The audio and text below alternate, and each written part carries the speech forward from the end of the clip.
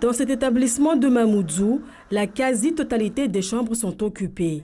Une aubaine pour le gérant. Cependant, il se montre moins enthousiaste par cette hausse de fréquentation. La clientèle qui vient pour des missions diligentées par la préfecture, surtout de sécurité, je répète, et surtout des questions de santé, représente plus de 90% de notre clientèle dans l'ensemble, je veux dire, des hôtels, sauf bien sûr ceux qui se trouvent en bord de mer, qui sont plus propices à avoir une clientèle de tourisme, même s'ils n'ont pas des taux d'occupation extraordinaires.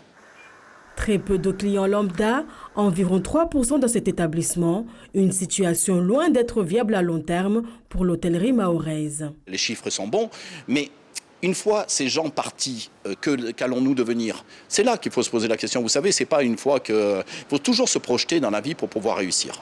Les professionnels de ce milieu attendent des pouvoirs publics mahorais des solutions concrètes et pérennes qui pourraient faciliter la venue à Mayotte de monsieur et madame tout le monde. Je pense que déjà, il faudrait que ça soit déjà au niveau du système des routes, routiers.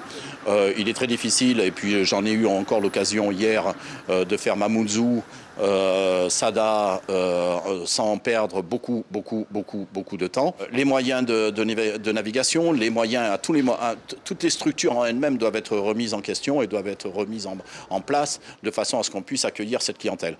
En attendant, les hôteliers profitent de cette bouffée d'air, eux qui, en 2019, avaient vu leur chiffre d'affaires dégringoler.